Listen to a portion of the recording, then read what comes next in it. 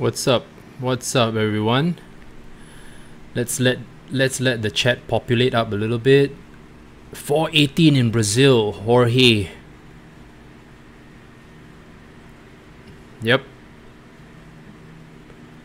All right, 6 people watching. Woo! Probably really early in the morning for the people in the States. 26 people. Stop selling. What am I selling? Selling what?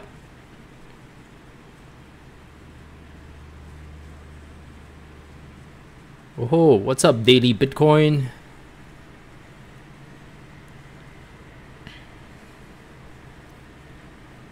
Good morning. All right, guys. Very quickly, before we start, I just want to address the current market cap. So we were previously at 175 billion, just a matter of days ago. In fact, we reached a peak of 179 billion on on the 2nd of September, and today, being that it's only the 5th of September, that means we lost a whole chunk of our market cap. It's currently at 137 billion because of the coordinated FUD in the market due to the ICOs being regulated.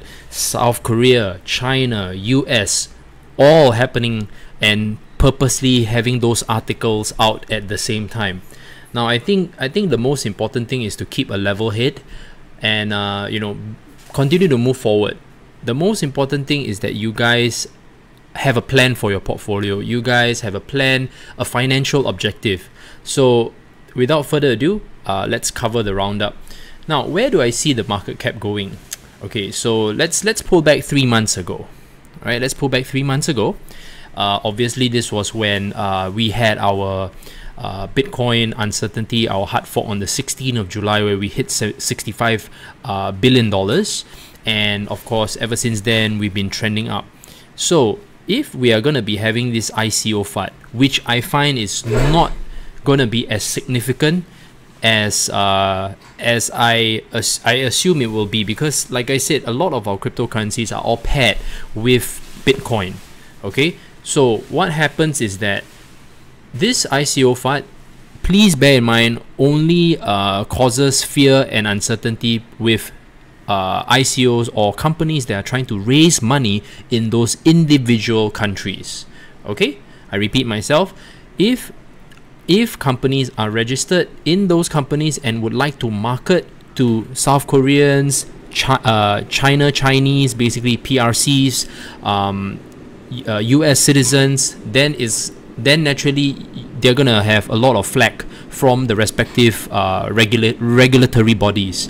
So it doesn't affect trading of cryptocurrencies, but there are some cryptocurrency exchanges that are gonna have a little bit of issues, because if a large part of their cryptocurrencies are always ICOs, okay, then it's gonna cause them to lose business, right? So that's why always sticking to the popular ones, always sticking to coins that are already established in the market is very important. Okay, so this is my thoughts. So yeah, 100 billion market cap is really not like that unachievable, guys. Please, it's just very painful because we just came out of something like, say, 16th of July, right? 16th of July, we have our shit 65 billion. We recovered. As you can see, we're already double even with the dip. That's the amazing thing, right? We almost hit 3x on our market cap in a very, very short span of time. But to retrace back to 100 billion, yeah, not unachievable. I would probably call 125 billion, right? We already had that dump, Mr. Matt Nelson. We're already having that dump already. So it's a matter of whether the 125 billion market cap holds. So now, the only thing that can save us is cryptocurrencies that probably are having very big news, and there has been a very strong build-up of news. And the only thing that I see is quantum. That's the only one. There's no other one that has that much backing and following. Of course, the previous time was Neo, right? Everyone was talking about Neo. Everyone was writing about Neo. Now it's purely, I think quantum has a very good chance. So Quantum of course took a hit because everyone assumed that Quantum is a China related ICO. Yes, their team large part are from China, but rest assured they are actually registered in Singapore, which is actually a very very open to ICOs at the moment. So of course, naturally, that doesn't mean that our Monetary Authority of Singapore, because I'm Singaporean, the Monetary Authority of Singapore is not gonna clamp down anytime soon. There is a possibility as well, because like I said, if you're raising money too aggressively, left, right, center, without any due diligence, without any oversight, yeah, you're gonna have that happen. So just take note. Anything can happen. That's why always make sure that you are investing in cryptocurrencies with money that you can afford to lose, because this is what happens. You see, those who even invested in NEO, as of now, people invested in NEO at $50 over. NEO now currently is around maybe $20 over. At first, it was relatively kind of supported at about $30. You know, people thought, wow, it's a steal already. But unfortunately, it's continuing to trend downwards, because you need to see more things in terms of development. Okay, you need to see more development happen in that particular blockchain before you can really get genuinely excited. It's not just about pumping all the time. Okay, so just take note. And by the way, Quantum is also gonna have the same scenario happen. Okay, I'm not saying that Quantum is not susceptible to a correction after its mainnet run up or its mobile wallet, because it's a continuous organic growth that has to happen, right? So that being said, this is how I view the markets. Now, I'm going to talk about laddering your orders. I think it's about time that we discuss this. A lot of people, right, I feel, who are very new, because they are maybe coming on board investing and trading into cryptocurrencies with let's assume $1,000, right? They want to make the most of it, and they do not know basic charting. They don't understand the fundamentals of crypto. They do not know the risk involved and the volatility involved. Okay, so when they don't have all this information, they just want to get their money in, and what happens is that they usually end up buying at all-time highs, right? Because that's when they start hearing of the news during the periods of all-time highs. It's just basically the news just comes out like simultaneously on many different fronts, and they think, oh man, I don't want to miss out, I want to get my money in, and that's when they get caught. So they don't realize the volatility, unlike, for example, hi Ariel, good day to you too. So that being said, as I was saying, so you want to gradually scale your orders in. You don't want to spend that full 1,000 one shot. Okay, so it's pretty self-explanatory. Now, how much do we do then? So if you have $1,000 that you'd like to invest in, maybe you can consider 20% of that $1,000 at a particular Fibonacci level. That's a good start, or a particular consolidation when you see the 4-hour candles or the 1-hour candles, depending on what kind of time frame you're looking. If you're okay, I really don't like short-term trading. Okay, so I don't want to address that part. I'm just want to look at it from a long-term perspective. So when I say long-term, I would say a good time frame would be 90 days to 120 days. Right, so you want to look at the 1-day candles. You want to look at maybe 12-hour candles. Longer the better. More price history the better. So from then you can really anticipate where the cryptocurrencies are gonna hit, and then start buying. So random douche, I bought BTC at $13 while it was obvious. This is no joke. Nice. Well, yeah, you see. So you have people like random douchebag coming in and buying at $13, you know, and whether he has been accumulating very gradually throughout the years, you know, I'm sure he has, because if he bought in at that price, you know, he's convinced that Bitcoin can only go up. Okay, even Ethereum, right, can only go upwards as time goes by. Yes, there's going to be volatility along the way, but as we see developments, because don't forget that Ethereum has a face, and that's Vitalik. Now, of course, having a face, naturally there's also a lot of influence, and also if there's anything that kind of so-called may happen to their lead developer, which is Vitalik, then naturally you're going to see large price fluctuations and volatilities. Unlike Bitcoin is completely decentralized. Satoshi Nakamoto, whoever he is, or whoever she is, whoever they are, no one knows, right? So in a way, it's purely decentralized.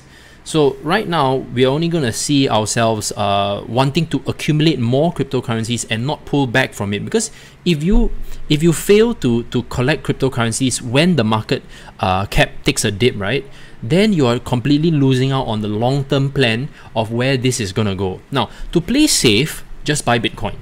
To play safe, just buy Bitcoin. You don't have to go into altcoins, speculate or whatever, because in the long run, Bitcoin is here to stay. All right. So let's quickly go to the charts, because I'm stepping into a consultation in about half an hour's time. So I just want to get you guys some levels.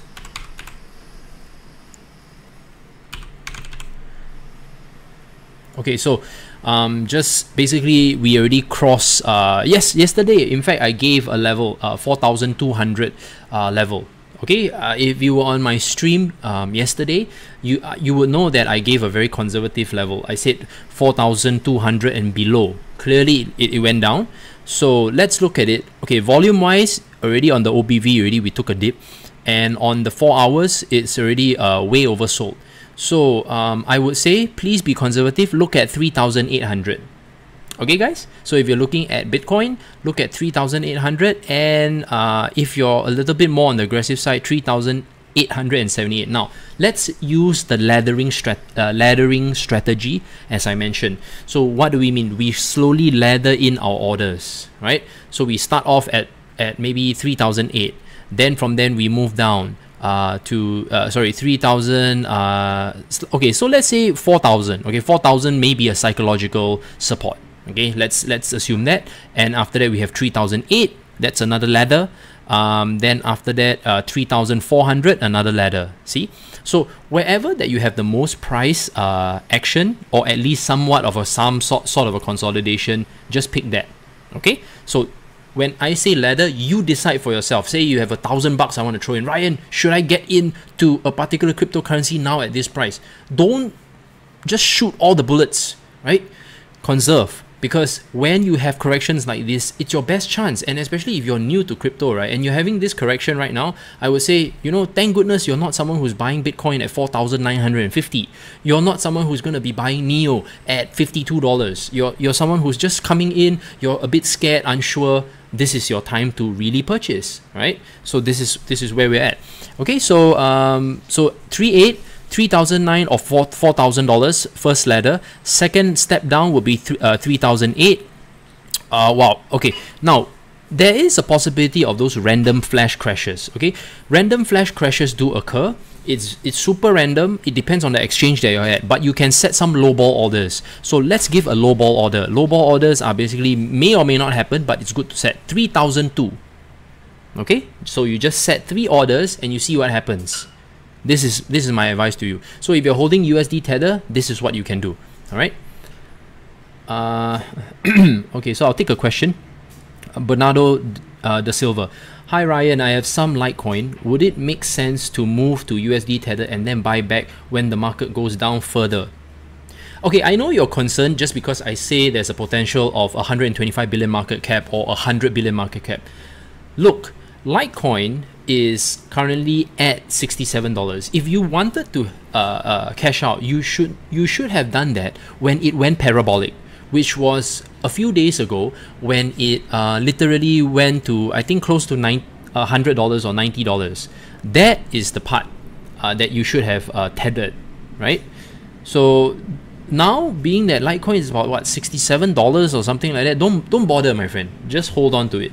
I understand, maybe you're looking for liquidity and want to accumulate more Litecoin. I understand the strategy, but it's not favorable to you anymore. Unless you're telling me that you're someone who bought Litecoin very, very cheap. Maybe when you watch my earlier videos when I was talking about Litecoin at $25-30. That was way before July, you know. So if you're not one of those people, then I would really suggest don't bother. You're in the money more or less. I hope you're not telling me this strategy just because you bought Litecoin high, you want to cut loss and then re-enter Litecoin again. Don't bother. Okay, Rafiq and Bulut, what do you think about Tether's credibility as a company? Okay, like I said, it is a matter of integrity of the company. As long as the exchanges are using them, we would assume that they are credible, right?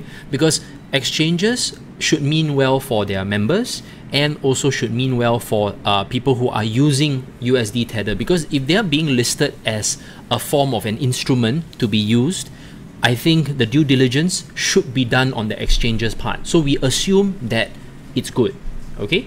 So of course, if you went to search and you look at the whole company and the reserves and you find that it's a little bit dodgy, then don't use USD Tether. Then you have to use Bitcoin. You have to just basically go into Bitcoin, and then from then you can store that Bitcoin in your private wallet or ledger wallet. That's what you can do. This is just my suggestion. Okay, now let's very quickly, I've already given you guys levels for BTC. Now let's look at Ethereum. So I know some of you guys already know how to chart. So it's just a matter of, it's just a matter of where is it going. Let me just give some perspective first. Okay. Okay. This is, oh right, because it's Bittrex. No wonder it doesn't have enough price history. Okay, we are now looking at a very heavy correction in Ethereum right now, right? So this is one of those very bad looking charts, okay, for Ethereum. In fact, it looks like more further downside than upside overall. Because why do I say that? Because the stochastic RSI, right, is still headed downwards. It's not even at the oversold level yet, so you might want to wait. So wow, you know, if we really correct back down, 250 and 250, the 250 levels and the 226 levels are very attractive. Okay, right? So 250 and the 200 levels. Now those who are a little bit more aggressive, you can queue at a 269. All right, this is where I would suggest you parking your orders. Okay, next. Anyway, those who are aggressive, right, below 300, you can just pick it up. But you know, okay, why I can dare to say that is because, as you can see, this candle here. Okay, wait, let me see. Why is my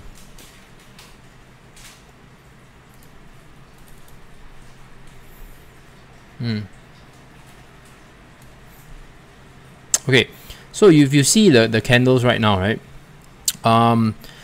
if you notice the previous candle has already dipped quite aggressively, and in fact there's a lot of buying pressure upwards because of the very long wick. Now you have the second candle on the second day, same thing. It seems to be wanting to be supported at the, you know, close to 300, close to the 300 mark. All right, so yeah, just basically you have to see what kind of risk appetite you have, and then enter accordingly. Use the laddering strategy that I just mentioned. So if you are in doubt, just do a Fibonacci retracement, and then you know you can pick up whatever crypto you want at whatever level. Okay, so let's say we do a Fibonacci. Okay, see, so you can consider 257. You can even consider 220, right? So these are the levels that you can consider for Ethereum. Okay, now hey, Ryan Bedwell. Hey Ryan, while you're suggesting entry points, would you mean buy the necessary Bitcoin at the entries you said and then try and buy the altcoin at the level you suggested? No, not necessarily, because when in doubt, just buy Bitcoin. Because if you buy an altcoin, you don't need to care too much about the Bitcoin price, because you are bullish about that particular altcoin. You cannot care about what the current Bitcoin price is, because if you wait for the Bitcoin price to reach a certain level, that altcoin may not be at the same technical level that you want to enter at. Does that make sense? Right? So don't bother too much about the Bitcoin price if your intention is to enter the altcoin, right? What I'm talking about is people who just want to buy Bitcoins, because they are going to be queuing. Queuing doesn't mean that you'll get the order. Okay, next. Could F be a double top that we are seeing? Well, yes. Okay, so if you look at it, this is one shoulder. Wait, let me just go for 4 hours. Maybe it's a little bit more clear. It's not that obvious, but you know, you have like somewhat like a shoulder and you have a head, right? So it looks like, you know, it looks very aggressively bad, right? It looks very aggressively bad. So it's just a matter of when you decide to enter, right? Because right now it's so bearish that if you enter and you buy something right now, you could see further downside. Because I think those who enter in July will know what I'm talking about. Anyone who bought during July could never call the bottom. So now, being a little bit more experienced, because we went through July, I will want to be more conservative. So you can set even low ball orders at 200, not a problem. Yeah, that's right. You can, but you know, don't be too bearish, because this is ICO FUD, right? These are regulations. Cryptocurrency is decentralized. Okay, so just try to get some perspective over there. Okay, now the next thing, you know, while we are looking at stuff, how do you guys find celebrities endorsing cryptocurrencies? Like, does that get you excited? You know, feel free to comment. I want to see which celebrities are gonna make you move, you know, literally get out of your seat and go and buy that cryptocurrency. Because I see like Paris Hilton shilling some Lindian coin, and then after that, when there was stocks, right? There was stocks which was by what's his name, Floyd Mayweather, and of course we have Mark Cuban talking about Bitcoin, being that Bitcoin is a bubble, blah blah blah. The next thing you know, he's involved in an ICO. This is what I'm talking about. Okay, so let's go. Okay, so I guess okay. So what other cryptocurrency? Okay, let's look at Litecoin. Let's see what kind of downside, and if anyone who wants to purchase LTC, let's look at. Okay, I think you guys use GDEX, right? Okay, let's assume you all have fiat. Okay, let's assume you all have fiat.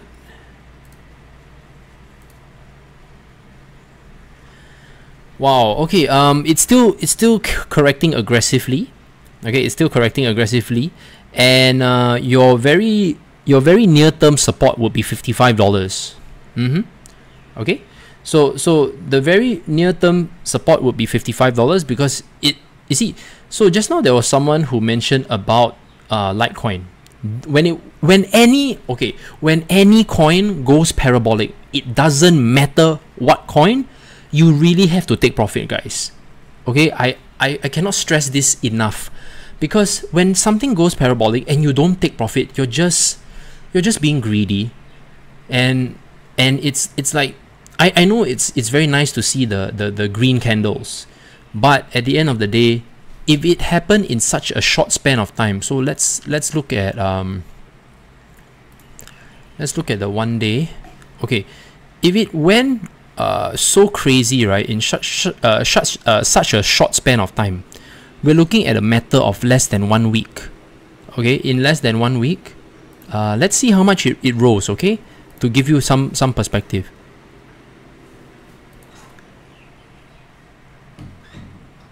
Litecoin went up 84.5%. Okay, let's see if you had a week 100%, right? So it went up 100% in less than a week, and if you didn't take profit, I think you're just trying your luck and hoping that it will reach like whatever you think it would have reached. It's 100% in a matter of days. Next time, just take the profit. you'll be better off and you can re-enter again. Okay.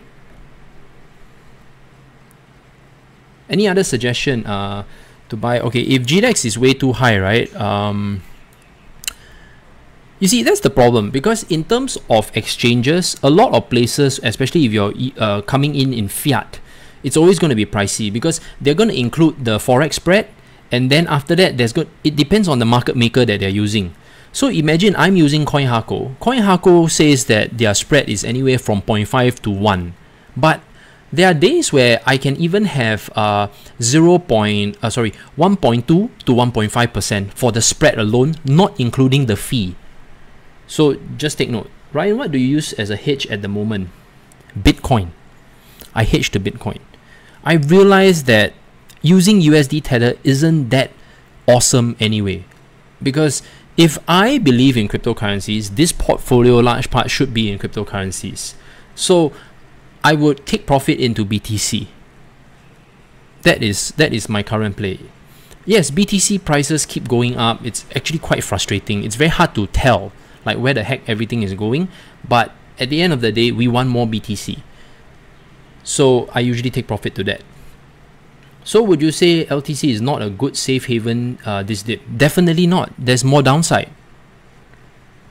I would not consider LTC as a safe haven anymore, because previously it was very, very supported in terms of the price, very consistent. Now that it went parabolic because there was news, right? Wait for it to regain that price stability first before you can even consider. So you see, cryptocurrency markets in general are very dynamic. You cannot assume that just because Ryan said this 3 months ago, it applies 3 months going forward. It doesn't work that way.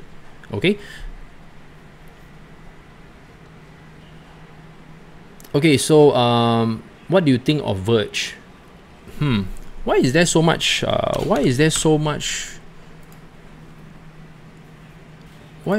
news about Verge? Oh, okay, right, it went parabolic. Yeah, I'm not touching it. It doesn't matter whatever it happened.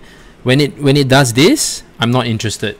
So if you go in, you're gonna have to risk whether or not you see any further upside. Okay, let me give you some perspective just to save you. Okay, let me just give you some perspective. Whether you bought or not, okay, let's assume, right? Let's assume that it's gonna reach this new all-time high.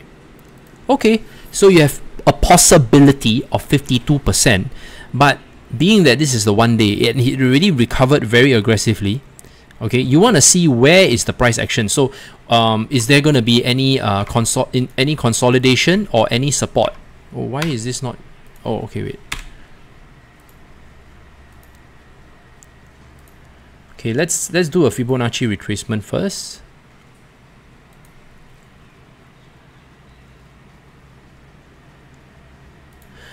Okay,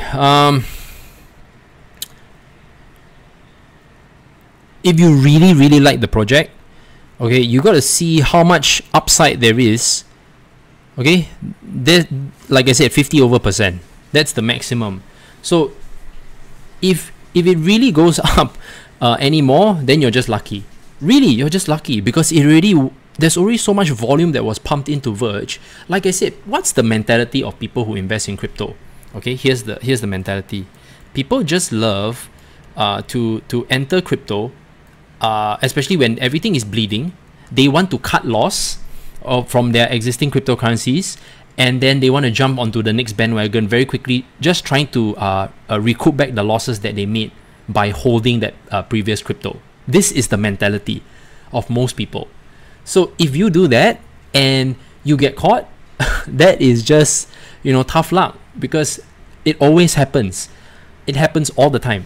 And my advice to you is that if you had bought a particular crypto by mistake, that means you didn't do enough research and due diligence, and it's tanking and tanking and tanking, please reassess your strategy and make sure that you buy something that's good. Thank you, Elysium Core.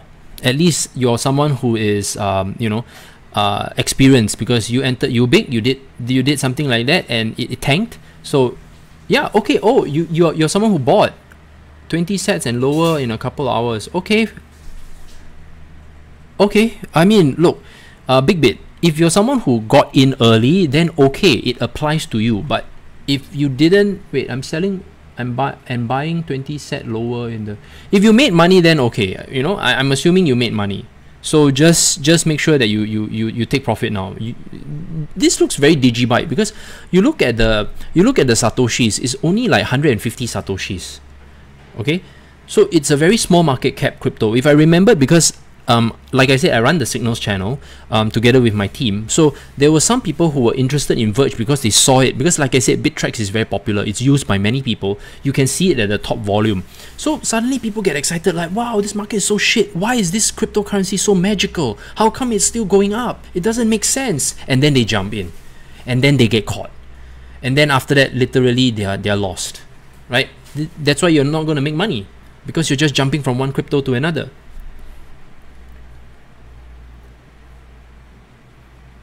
Alright, so GNT, okay, Dan say, Golem, a good buy with the news of collab with OMG. Okay, I am very bullish on OMG, but if you really see that there's such a news, okay, then you can probably link it somewhere and let the chat see it, because I don't want to comment because I didn't see such a piece of news, right? Whether Golem is really going to be working with OMG, I didn't see that. So I'm not endorsing it in any way or even gonna mention it in any way, right?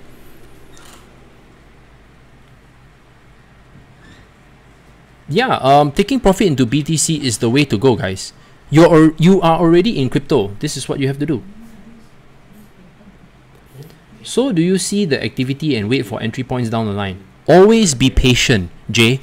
You know, always be patient. I think the whole idea is to be patient when it comes to cryptocurrencies, because when you are impatient, you think that you're going to be missing out, but actually there's always some pullback along the line that actually gives you the chance to re-enter that crypto. But you know what? Most people don't even want to touch a particular crypto that is tanking. And this means that you did not even bother to really understand the crypto. That's why you're fearful. You want to buy when people are fearful, and you want to sell when people are greedy, because you are going to be able to sell to them. Fair enough? And if you want to buy when people are dumping very, very hard, and you get that particular cryptocurrency when it's cheap. That is what you want to do. ZRX, is that, what's that? That's like what? Is that another ticker for something else? I've heard Golem meeting. Okay, I'm in 40% fiat right now. Well, that's good for you actually. AQ Shadow Lord. Yeah, okay, if you're 40% in fiat right now, right? Then my suggestion is to buy Bitcoins, all right, or Ethereum. Just buy two first, because you know you don't even know what's going to happen, how much the altcoins are going to tank. So as I repeat myself, use the laddering strategy I mentioned at the earlier part of the video, and then, you know, decide for yourself. Enter what, let's say for example 40% is 10,000, for example. That 10,000, you split it up into 5 different buy orders, each one lower. In a market, in a bear market, like so-called, not bear market, sorry, in a market like this, you want to be very conservative. So you look at 10-15% difference between the buy orders. Now, if you're seeing very, you know, regulatory news is usually quite big news, very scary news in a little way. So you want to maybe say 15 to 20% laddering strategy. Separate out. Okay, Juza, do you think Bitstamp is a good place for buying and selling? Talking mostly about fiat and gold. I think as long as there's ample liquidity, they're not charging you over 1% for the spread, it's okay. Because cryptocurrencies, right, are very volatile, and a lot of these exchanges, market makers know this, and that's when they earn the best spread. They're not taking any risk, guys. You know, it's literally just your money and a buyer's money and seller's money and taking a spread. It's just wonderful. Ryan, do you stick on or own any masternodes? No, right now I do not stick or own any masternodes, because okay, I want to find the confidence to stake into something. I really, really do. That's why I'm actually going big on Ethereum, because that is the only coin that I can trust enough that is going to be able to pull off the proof of stake. Now, of course, Dash has proven itself in a way because it started off as a proof of stake hybrid chain from the very beginning. Now, for Ethereum, it has yet to prove itself as a proof of stake chain, but we want a chain that is long enough enough community support, and also we want to have people who have enough of those coins. Now, based on what kind of amounts to be staked, say it's 1,000 Ethereum, and then there's little I think I can't remember the term where you can use sharding. Yes, sharding. You can actually stake smaller amounts of Ethereum, and then after that there's a system of you being able to earn a little percentage of the block reward depending on the amount of Ethereum that you can stake, something like that. So every cryptocurrency has a unique POS system. So for example, like Quantum, when mainnet launches, then we will know what is it like. So I will want to stake, guys. I would really want to, you know, it's actually quite tiring to be investing and trading all the time, you know, and you want to have something that's kind of semi-passive. You don't want to always be cashing in and out of a particular crypto. You're very happy to earn the crypto, and then after that you can sell off, you know, pay some bills or whatever. But then again, you need a blockchain that is long enough, you know, it's stable enough that it won't suddenly disappear, you know, that kind of thing, or at least people lose interest in it. So this is the part where you have to see.